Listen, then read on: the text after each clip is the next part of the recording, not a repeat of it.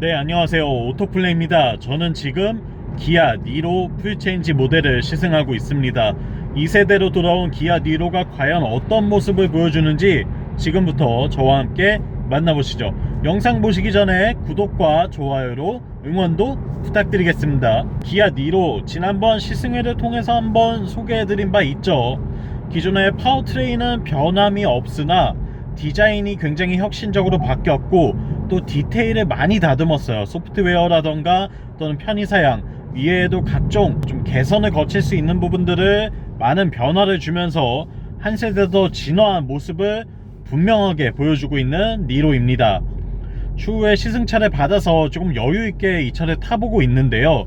일단 지금 외관부터 좀 살펴보자면 이 차는 블랙 컬러입니다. 올 블랙이고요. 원톤이에요. C필러의 컬러가 들어가는 조합은 아닙니다.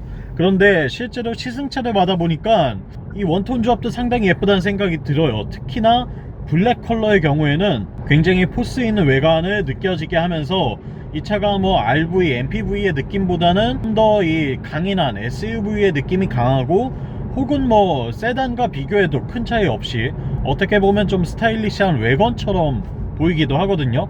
그렇기 때문에 세단이나 SUV의 이미지를 갖고 싶어 라고 생각하셨던 분이라면 블랙 컬러를 선택하시는 것도 굉장히 좋은 선택이 될 것 같다고 말씀을 드리고 싶습니다. 여기에 뭐 디자인의 변화는 사실 말할 것도 없죠. 정말 멋지게 바뀌었습니다. 이전에 니로와 비교한다면 같은 차가 맞나 싶을 정도로 지금 저 앞에도 니로가 지나가고 있는데요. 저 뒷모습은 정말 뭐라고 좀 표현해주기가 애매한 그런 모습이었는데 지금의 니로는 누가 봐도 세련됐다, 예쁘네, 차 잘 샀다 라는 이야기를 할 수 있을 것 같은 그런 느낌이 드는 차라고 할 수 있겠습니다. 이 차에는 지금 18인치 휠이 들어가 있는데요. 이 휠도 상당히 세팅이 잘 된 것 같아요. 이 드레스업 효과도 주면서 승차감도 해치지 않았고요. 그리고 연비 측면에서도 꽤나 괜찮습니다. 의외로 말이죠. 그렇기 때문에 저는 개인적으로는 그래도 니로를 구매하실 거라면 16인치 휠이 들어간 모델을 선택하시라고 말씀드리고 싶기는 하지만 그래도 난 좀 스타일리시하게 꾸미고 싶다 하시는 분이라면 18인치 선택하셔도 충분할 것 같다고도 평가 의견을 드릴 수 있겠네요. 전면부 이미지는 이 데일라이트가 상당히 특이하게 들어가 있죠. 이렇게 U자 형태를 꺾어서 넣은 듯한 모습을 보여주는데 이 안에 LED 헤드램프를 잘 녹여 넣었습니다. 이 디테일이 실제로 외관을 밖에서 이렇게 바라보고 있으면 저 차 예쁘네 라는 생각이 들게 만드는 기하학적 패턴을 가지고서 차를 세련되게 만든 모습을 보여주고 있어요. 또한 프론트 오버행이 어쩔 수 없이 좀 길죠. 전륜구동 베이스다 보니까 실제로 프론트 오버행이 좀 긴 차긴 한데 이걸 디자인으로 상당 부분 커버해내고 있습니다. 이 부분도 니로의 디자인이 얼마나 발전했는지를 알 수 있게 하는 부분이 되고 있죠. 또 측면부 라인도 너무 과하거나 심심하게 만들지 않고 소비자들이 어떤 걸 원하는지 알고 있는 것 같아요.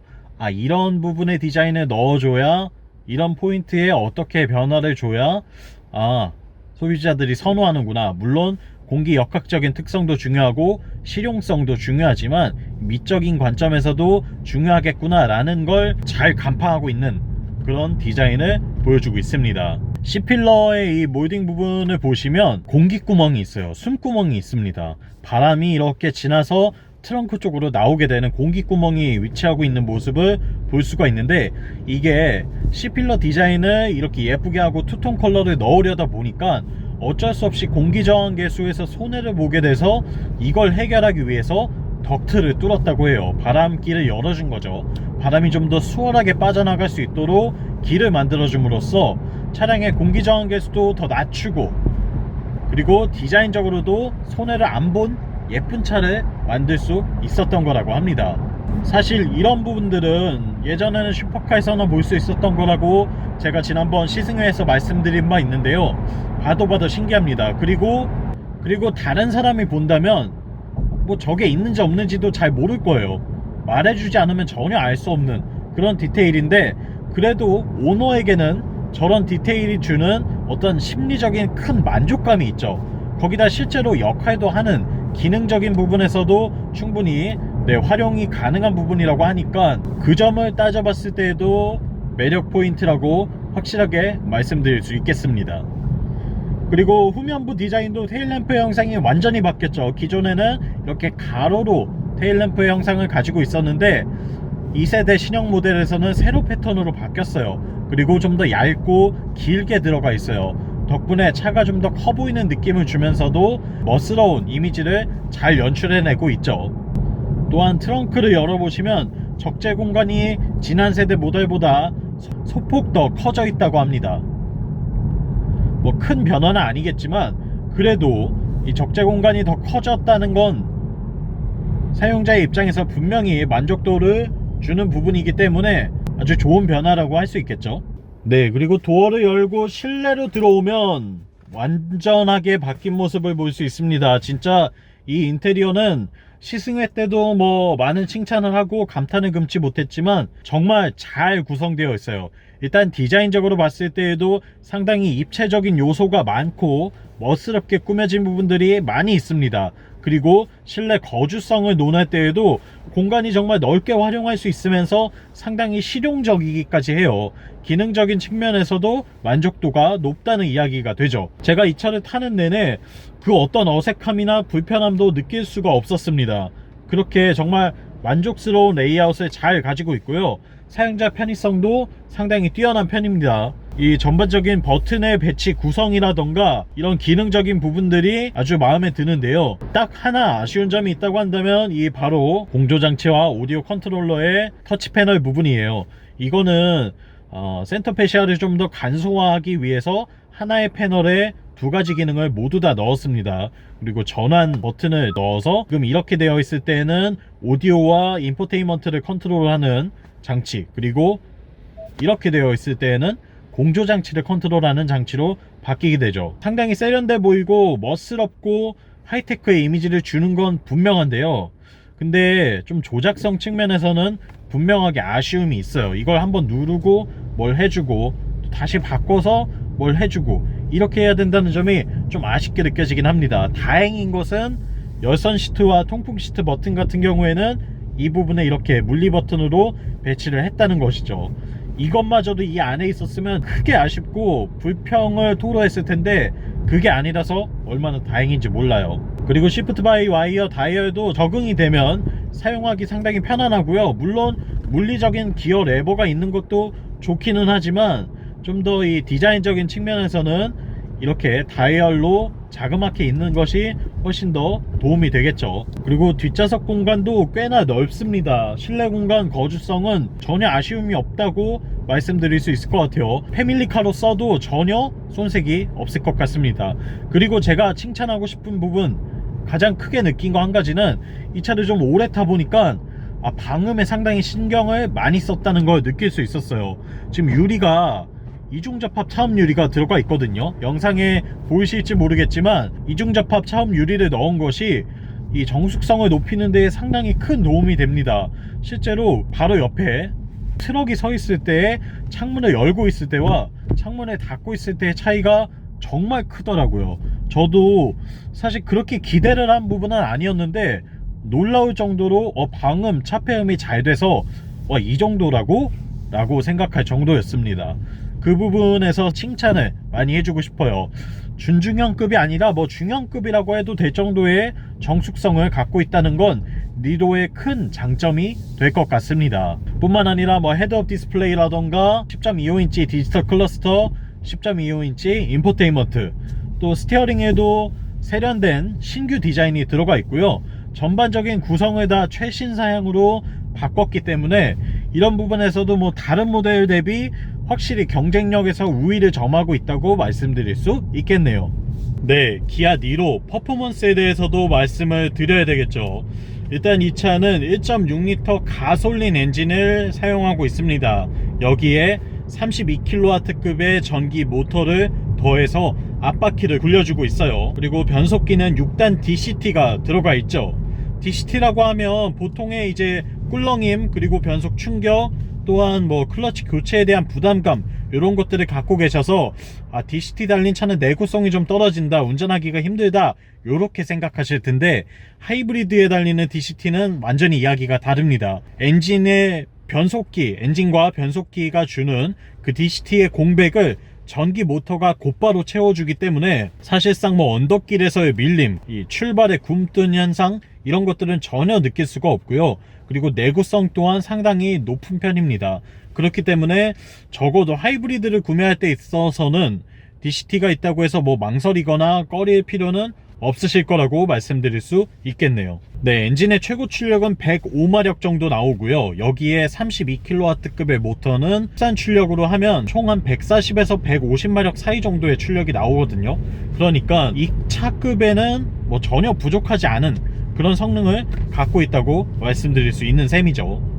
실제로 뭐 가속을 할 때에도 전기 모터가 가속 페달을 밟을 때에 즉각적인 출력 보조를 해주고 있거든요. 이렇게 말이죠. 지금 계기판이 보이실지 모르겠는데 제가 악셀을 살짝 밟아도 전기 모터가 일단 1차적으로 바로 개입을 해주고 그 다음에 엔진이 반박자 쉰 다음에 들어오더라도 이 공백을 모터가 메워주기 때문에 출력의 부족을 실질적으로는 느끼기 어렵습니다. 그리고 최고 출력이 뿜어져 나올 때에도 충분한 토크감이 형성이 되기 때문에 이 부분에서도 전혀 아쉬움을 느낄 새는 없다고 말씀드릴 수 있을 것 같아요. 네, 그래서 정리하자면 사실 니로는 파워트레인이 바뀌지 않았어요. 니로 하이브리드 같은 경우에는 기존의 파워트레인을 그대로 쓰고 있습니다. 그렇기 때문에 뭐 엔진도 안 바뀌고 미션도 안 바뀌었는데 뭐 좋은 게 있겠어? 아유, 저거 뭐 잘 나가겠어? 라고 많이들 우려하시고 걱정하실 거예요. 그래서 구매를 망설이시기도 할 텐데 이 차를 타고 어떤 용도로 쓰실지는 모르겠지만 일상적인 이 니로의 디자인과 컨셉에 맞는 그런 용도로 주행을 하시고 운전을 하시는 분이라고 한다면 일단은 힘이 부족하다는 느낌을 받을 일은 거의 없을 거라고 제가 확실하게 말씀드릴 수 있겠네요. 9초 정도의 제로백이면 이 차를 타고 다니는 데 있어서 가속력이 좀 떨어진다, 힘이 부족하다, 너무 안 나간다 이렇게 이야기할 정도는 아니거든요. 출력의 부족은 느끼기 어렵기 때문에 그 걱정은 넣어두셔도 될 것 같습니다. 그리고 두 번째가 이제 바로 변속기에 대한 거죠. 6단 DCT에 대한 건데 제가 앞서 조금 말씀드리기도 했지만 일단은 이 변속이 상당히 빠릿빠릿한 편이에요. 그리고 동력 효율도 물론 좋죠. 이런 건 DCT의 특징이자 장점이 되는 부분인데요. 물론 단점들이 존재합니다. 근데 이 단점들을 하이브리드 전기 모터가 완전하게 상쇄시키고 있기 때문에 전혀 우려하실 필요 없다고 말씀드리고 싶어요. 저는 전통적인 토크 컨버터 방식의 변속기를 훨씬 더 좋아하고 그리고 성능보다 내구성이 좀 더 우선인 사람이기 때문에 DCT를 반가워하진 않는데 하이브리드에 들어간 DCT는 얘기가 다르다는 거, 요거는 참고하시면 좋을 것 같아요. 제가 해드리는 이야기가 어떤 건지 잘 모르시겠다면 직접 시승을 해보시면 아마 도움이 되실 것 같습니다. 아, 오토플레이가 하는 얘기가 이거구나 라고 바로 단박에 느끼실 수 있을 거예요. 그리고 서스펜션에 대해서도 말씀을 드려야 되겠죠. 이 차의 셰시나 하체 부분에 대해서도 사실 드리고 싶은 말씀이 굉장히 많고 또 어떻게 보면 가장 큰 장점이기도 합니다. 실제로 이 차를 타고 주행할 때 굉장히 만족스럽게 느꼈던 점이 서스펜션 세팅이었어요. 이 차는 저속 주행이 많을 거잖아요. 시내 주행이 많고 도심 속에서 달리는 경우가 많을 텐데 방지턱을 넘는다거나 요철을 지날 때에 굉장히 매끄럽습니다. 이게 뭐 물렁물렁하다 혹은 뭐 딱딱하다 이런 느낌이 전혀 아니고요. 서스펜션의 세팅 자체가 요철을 지날 때에 충격 흡수를 웬만큼 해주면서 그렇다고 해서 차량의 거동이 불안해질 정도로 밸런스를 해치는 그런 모습은 전혀 드러나지가 않고요. 오, 서스펜션 세팅 잘했는데? 라는 생각이 들 정도로 상당히 매력적인 승차감과 또 주행 성능을 보여주고 있습니다. 전륜에서 요철을 넘을 때 한 차례 충격 흡수를 해주면서 그리고 자세를 곧바로 잡아주는 이 움직임이 상당히 마음에 들고요. 그리고 뒷바퀴를 넘어갈 때에도 후륜에서도 호둥지둥하는 모습을 느끼기가 어렵고요. 실제로 주행을 하고 있으면 우와 괜찮네 라는 생각이 들 정도예요. 그렇게 뭐 속도를 크게 줄이지 않고 코너를 돈다던가 차량의 이 무게중심을 이동하면서 운전을 해야 될 때에 의외로 운전이 재밌습니다. 이 차를 몰고 와인딩 로드로 들어가도 사실 뭐 출력 자체가 고출력으로 쏘는 차는 아니기 때문에 스포츠 드라이빙에는 적합하진 않지만 요 정도의 출력을 갖고 노는 데 있어서는 하체가 오히려 더 뛰어난 성능을 갖고 있다라고 말씀드릴 수 있을 것 같아요. 그리고 고속으로 달리고 있을 때에도 한 120, 뭐 130 요 정도까지는 별다른 아쉬움이 전혀 없어요. 지금 방지턱을 넘을 때에도 이 처리가 굉장히 깔끔하죠. 뭔가 넘거나 서둥지둥 되지도 않고, 그리고 넘기 전에 그리고 넘으면서 막 쿵쾅거리는 느낌도 없어요. 지금도 보시면 네, 굉장히 깔끔하게 처리를 해냅니다. 아주 담백한 느낌의 이 움직임을 보여주고 있기 때문에 이 차의 가장 큰 장점은 사실 서스펜션 세팅이라고 해도 과언이 아닐 것 같아요. 이렇게 운전을 해나가고 있을 때에 네, 핸들링을 느끼는 맛이 있습니다. 요게 상당히 재밌거든요. 지금 뭐 앞차 뒤차가 모두 없기 때문에 조금 네, 움직임을 느끼면서 주행을 해보도록 할게요. 지금도 이렇게 악셀러클을 해나가면서 코너를 돌아 나갈 때에 일단 전기 모터가 출력을 보조해줘서 즉각적인 출력 제어가 가능하고요. 여기에 핸들링이 상당히 재밌다 보니까 아주 말끔한 깨끗한 움직임을 보여주면서 주행을 하게 되는 것이죠. 그리고 방지턱을 넘을 때에도 서스펜션 세팅이 부드럽기는 하지만 그렇다고 주행 안정감을 해치지는 않아요. 그리고 주행 안정감도 웬만큼 잡아내고 있지만 승차감을 해치지도 않죠. 이 둘의 밸런스가 굉장히 잘 이루어져야지만 가능한 부분인데 네, 이 부분에서 상당히 매력이 넘칩니다. 그리고 이렇게 좀 가속 페달을 깊게 밟을 때에도 차량의 움직임이 상당히 산뜻하다는 느낌을 주죠. 물론 지금 에코 타이어가 달려 있어서 그리고 겨울철이기 때문에 좀 격하게 코너를 물고 들어가면 이렇게 타이어가 좀 밖으로 밀려나기는 합니다. 오버스티어보다는 언더스티어를 내주는 느낌이 있긴 한데 이거는 사실 뭐 차량의 문제라기보다는 타이어가 네, 워낙 좀 친환경 타이어라서 그립이 상대적으로 떨어지는 네, 그 이슈라고 말씀드릴 수 있을 것 같고요. 하체의 움직임 자체는 아주 좋습니다. 그렇기 때문에 운전의 재미를 느끼면서 타기에도 상당히 괜찮은 차라는 사실을 전해드리고 싶어요. 그렇지만 네, 너무 격한 움직임 그리고 너무 과한 운전은 위험하다는 거 요것도 잊지 않으셔야 될 것 같고요. 이렇게 하체까지 말씀을 드렸고 연비, 사실 이 차에서 가장 중요한 건 바로 연비죠. 기록하고 있는 평균 연비는 리터당 18km입니다 저의 주행 조건이 정말 좋지 않았거든요. 이 주행의 거의 90%가 시내 주행이었어요. 이번에는 정말 도심에서 가다 서다를 반복하는 그런 주행들만 거의 해와가면서 이 차를 탔는데 사실 그냥 일반 내연기관 차라면 상상도 못할 수준의 연비를 보여주고 있는 거죠. 디젤 차라고 해도 시내에서 그렇게 타고 다니면 리터당 10km 기록하기도 정말 어렵습니다. 근데 리터당 18km를 보여주고 있어요.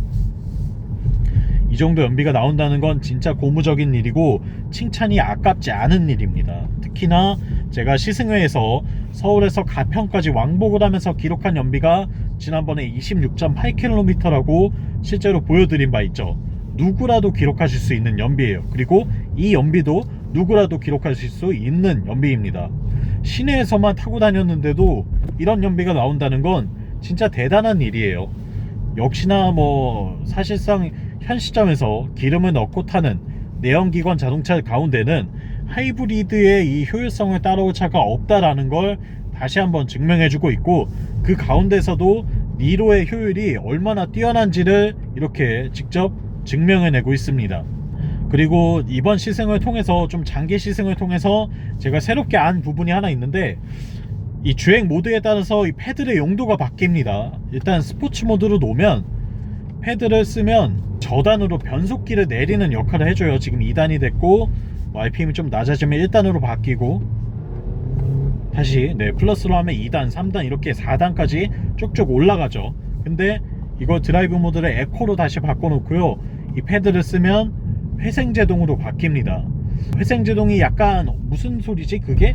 이렇게 생각하시는 분들도 계실 텐데 전기차에서는 아주 일반화된 기능이에요. 브레이크를 밟는 대신에 이 차에 감속을 하는 에너지를 다시 배터리에 충전을 시키는, 그러니까 발전기를 돌려서 배터리를 충전을 시키는 기능입니다. 이 바퀴가 굴러가던 힘을, 운동 에너지를 발전기를 돌리는 데 써서 바퀴의 운동해지는 에너지를 줄이죠. 그러면 차량이 자연스럽게 감속이 될 거고요. 그때 발생하는 전기는 배터리 안에 다시 충전을 해 놓습니다. 그렇게 다시 충전을 했다가 이걸 주행하는 데 쓰던가 혹은 뭐 이 차 내에 있는 전장기기를 쓰는 데에 다시 활용을 하는 거죠. 그렇게 되면 기름 소모가 당연히 줄어들고요, 효율이 높아질 수밖에 없겠죠. 그래서 전기차에서는 이 회생제동 기능을 상당히 적극적으로 활용을 하고, 뭐 테슬라 같은 모델에는 아예 이 회생제동이 기본값으로 설정되어 있어요. 그러니까 악셀 페달을 떼면 바로 브레이크가 걸립니다. 회생제동을 통해서 감속이 되면서 실제로 무조건 전기 충전을 하게 만드는 거죠.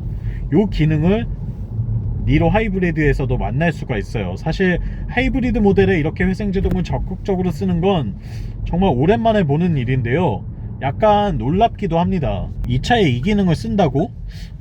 전기차에서 쓰던 건데 하이브리드에도 이렇게 좀 적극적으로 적용을 하네? 물론 그전에도 적용은 했어요. 브레이크 페달을 밟으면 차가 알아서 이렇게 회생제동을 걸어줬어요. 너는 지금 요 정도 걸어줄게, 요 정도로 해, 이렇게 알아서 판단을 했었는데, 지금은 운전자의 자율에 맡기고 있습니다. 지금 레벨 1, 2, 3, 네, 그리고 맥스 뭐 이렇게까지 바뀌는 모습을 확인할 수가 있는데요, 이렇게 운전자가 원하는 대로 제동의 정도를 조절을 하도록 세팅을 해놨죠.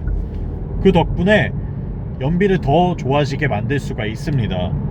제가 지금 타는 수준에서 회생제동을 쓰고 운전을 할 때랑 안 쓰고 운전을 할 때의 연비 차이가 발생을 하게 되죠. 제가 이 부분에 대해서 굉장히 길게 말씀을 드리고 있는데 상당히 중요한 내용이고, 그리고 어떻게 보면 박수 쳐줄 만한 내용이에요. 아주 잘한 선택이라고 할 수 있겠습니다. 실제로 그래서 저도 이 차를 시승하면서 이 회생제동을 아주 적절하게 잘 쓰고 다녔어요. 수동으로도 제어를 할 수가 있고요, 그리고 오토로도 바꿀 수가 있습니다. 오토 모드로 두면 여기서 또 원하는 대로 이렇게 차가 알아서 판단을 해서 적절하게 회생제동을 해주는 그런 모습을 볼 수가 있어요. 다만 아쉬움도 좀 있습니다. 이게 조작이 조금 어려워요. 일단은 이런 기능이 있는지도 잘 몰랐고요, 그리고 이걸 안다고 하더라도 완전 정차까지 가능하기는 한데 반응이 딜레이가 있습니다. 요 패드를 당기고 한 2초는 안 되고 1초가 좀 넘어서 1.5초 정도 있다가 감속이 시작되거든요. 근데 우리가 브레이크 같은 경우에는 밟아야 될 때 바로 밟으면서 감속을 시작을 하잖아요. 근데 이거는 1.5초의 딜레이가 생기니까 이만큼을 알고 예측해서 미리 써야 되는데, 사실상 시내 주행을 할 때에는 이게 거의 불가능에 가깝죠. 이렇게 좀 거리가 있을 때는 지금쯤 미리 당겨야지 해서 1.5초가 지나면 지금 속도를 줄여주고 있죠. 전 브레이크를 안 밟고 있는데도 속도를 줄여주고 이게 완전 정차까지도 가능합니다. 이렇게 정차가 되고 오토홀드를 쓰지 않아도 자동으로 멈춰져 있어요. 그리고 가속 페달을 밟으면 다시 출발을 하죠. 근데 또 당기면 한 1.5초의 딜레이가 걸리고 그 뒤에 씁니다. 전기차에선 사실 이런 딜레이가 없거든요. 얘가 당기면 즉각적으로 감속을 시작하는데 니로 하이브리드는 이 기능을 넣기는 했지만 요게 좀 딜레이가 있다는 거, 반응이 느리다는 게 아쉬움으로 다가와요. 그래서 운전이 익숙치 않거나 익숙하다고 하시더라도 이 기능을 좀 10분 활용해서 에너지 효율을 높여가면서 쓰기는 쉽지 않겠다라는 생각이 들었습니다. 저만 해도 전기차를 지금 3년 넘게 타고 있고 매주 새로운 차를 바꿔가면서 타고 여태까지 타본 차가 한 1000대 정도가 되는데, 그런 저에게도 이거의 조작은 사실 쉽지 않거든요. 내가 앞차와의 거리가, 안전거리 유지가 요 정도밖에 안 되는데 이 상태에서 내가 어떻게 이것만으로 좀 감속을 적극적으로 하면서 운전을 할 수 있을까라는 생각이 들어서, 아주 좋은 기능을 만들어 놨음에도 100% 활용을 하지 못하는 건 좀 아쉬움으로 다가옵니다. 그래서 개인적으로는 요걸 좀 어떻게 소프트 업데이트를 해줬으면 좋겠고요, 그게 어렵다면 추후에는 반드시 개선형 모델로 나와줬으면 좋겠는 게 저의 바람입니다. 요거는 반드시 필요할 것 같아요. 친환경차 시대를 대비하는 입장에서 이 회생제동 기능이 얼마나 중요한지를 알고 있기 때문에 이 기능을 좀 더 쓰기 편하게, 그리고 반응성이 좋게 퍼포먼스를 높여서 개선을 해주면 훨씬 좋겠다는 생각이 듭니다. 이외에는 별다른 단점이 없어요. 차가 너무 좋습니다. 생각했던 것보다 너무 좋아서 깜짝 놀랄 정도예요. 사실 뭐 니로 그냥 그렇겠지, 니로 연비 좋은 차인 건 아는데 그게 다겠지, 이렇게 생각을 했어요. 많은 분들도 아마 그렇게 생각하셨을 겁니다. 근데 영상으로 이렇게 말씀을 드리고, 그리고 이게 진짜 맞는지 여러분들도 직접 시승을 한번 해보세요. 직접 한번 시승해 보시면 아, 이게 그 소리구나, 이래서 좋다는 거구나 라고 느끼시게 될 겁니다. 그 부분을 잊지 마시고 잘 참고하셔서 여러분께서 좋은 차 구매하시는 데에 조금이나마 도움이 되셨으면 좋겠습니다. 네, 지금까지 오토플레이였고요. 영상 유익하셨다면 구독과 좋아요로 응원도 많이 해주시고요. 전 다음 이 시간에 또 재미있는 시승기로 돌아오겠습니다. 다음번에 또 만나요. 안녕.